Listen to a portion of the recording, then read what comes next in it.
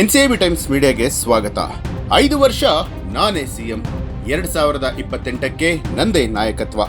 DK ಶಿವಕುಮಾರ್ಗೆ ಟಾಂಗ್ ಕೊಟ್ಟ ಸಿದ್ದರಾಮಯ್ಯ. ನಾನು 5 ವರ್ಷ ಪೂರ ನಾನೇ ಇರ್ತೀನಿ ಅಂತ ಚಿಕಾಲಿ ಈಗ. ಮುಖ್ಯಮಂತ್ರಿಗಳ ಬದಲಾವಣೆಯ ವಿಷಯ ಮಾಧ್ಯಮಗಳ ಸೃಷ್ಟಿಯಾಗಿದ್ದು ಊಹಾಪೋಹಗಳಿಗೆ ಆಸ್ಪದವಿಲ್ಲ.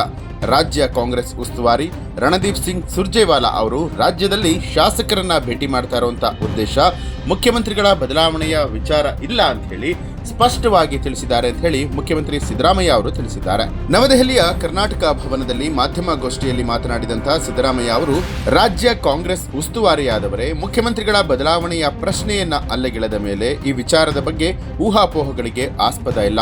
ಈ ಊಹಾಪೋಹಗಳನ್ನ ಮಾಧ್ಯಮಗಳು ಸೃಷ್ಟಿ ಮಾಡಿರುವಂತದ್ರೆ ಹೊರತು ಕಾಂಗ್ರೆಸ್ ವಲಯದಲ್ಲಿ ಮುಖ್ಯಮಂತ್ರಿಗಳ ಬದಲಾವಣೆಯ ವಿಚಾರ ಚರ್ಚೆಯೇ ಆಗಿಲ್ಲ ಅಂತ ಹೇಳಿದ್ರು.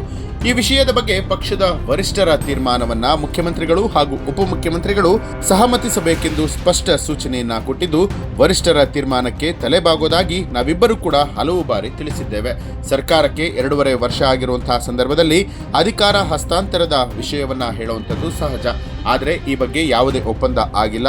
ಇತ್ತೀಚೆಗಷ್ಟೇ 5 ವರ್ಷವೂ ನಾನೇ ಸಿಎಂ ಆಗಿ ಮುಂದುವರಿಯಲಿದ್ದೇನೆ ಅಂತ ಹೇಳಿ ಸ್ಪಷ್ಟಪಡಿಸಿದ ಮೇಲೆ ಮಾಧ್ಯಮಗಳಲ್ಲಿ ಇಂತಹ ಗಾಳಿ ಸುದ್ದಿಗಳು ಏಕೆ ಹಬ್ಬಿಸಲಾಗ್ತಾ ಇದೆ ಅಂತ ಹೇಳಿ ಮರು ಪ್ರಶ್ನೆಯನ್ನ ಮಾಡಿದರಲ್ಲದೆ ಖುದ್ದು ಉಪಮುಖ್ಯಮಂತ್ರಿ ಡಿಕೆ ಶಿವಕುಮಾರ್ ಅವರೇ ಮುಖ್ಯಮಂತ್ರಿಗಳ ಸ್ಥಾನ ಖಾಲಿ ಇಲ್ಲ ಅಂತ ಹೇಳಿ ತಿಳಿಸಿದ್ರು. ಕಾಂಗ್ರೆಸ್ನ ಕೆಲ ಶಾಸಕರೇ ಮುಖ್ಯಮಂತ್ರಿ ಬದಲಾವಣೆಯ ಬಗ್ಗೆ ಅಭಿಪ್ರಾಯವನ್ನ ತಿಳಿಸ್ತಾ ಇರುವಂತದ್ರ ಬಗ್ಗೆ ಪ್ರತಿಕ್ರಿಯೆ ಕೊಟ್ಟು ಕೆಲವು ಶಾಸಕರು ತಮ್ಮ ವೈಯಕ್ತಿಕ ಅಭಿಪ್ರಾಯಗಳನ್ನ ತಿಳಿಸ್ತಾ ಇದ್ದಾರೆ ಹೊರತು ಇದು ಪಕ್ಷದ ತೀರ್ಮಾನ ಅಲ್ಲ. ಅಧಿಕಾರ ಹಸ್ತಾಂತರದ ಊಹೆಗೆ ಯಾವುದೇ ಅರ್ಥ ಇಲ್ಲ ಅಂತ ಹೇಳಿ ಮುಖ್ಯಮಂತ್ರಿ ಸಿದ್ದರಾಮಯ್ಯ ಅವರು ಹೇಳಿದ್ದಾರೆ. ರಾಹುಲ್ ಗಾಂಧಿ ಅವರನ್ನ ಭೇಟಿಯಾಗುವಂತಹ ಸಂಭವ ಇದೆಯಾ ಅನ್ನುವಂತಹ ಪ್ರಶ್ನೆಗೆ ಪ್ರತಿಕ್ರಿಯೆ ಕೊಟ್ಟ ಅವರು ರಾಹುಲ್ ಗಾಂಧಿ ಅವರನ್ನ ಭೇಟಿ ಮಾಡುವಂತಹ ಸಾಧ್ಯತೆ ಇಲ್ಲ.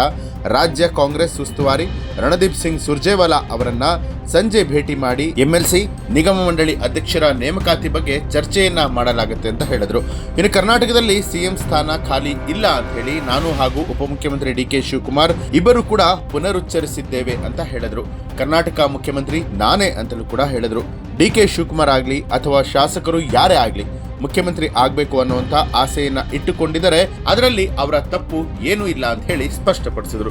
ಸ್ನೇಹಿತರೆ, ಈ ಒಂದು ಮಾಹಿತಿಗೆ ಸಂಬಂಧಪಟ್ಟ ಹಾಗೆ ನಿಮಗೆ ಏನನ್ಸುತ್ತೆ ಅನ್ನೋದನ್ನ ಕಮೆಂಟ್ ಮಾಡಿ ತಿಳಿಸಿ. ಹಾಗೆ ನೀವು ಇನ್ನೂ ಕೂಡ ನಮ್ಮ ಚಾನಲ್ ಅನ್ನ ಸಬ್ಸ್ಕ್ರೈಬ್ ಮಾಡಿಲ್ಲ ಅನ್ನುವಂಥದ್ದಾದ್ರೆ ಈಗಲೇ ಸಬ್ಸ್ಕ್ರೈಬ್ ಮಾಡಿ ಬೆಲ್ ಐಕಾನ್ ಒತ್ತಿ.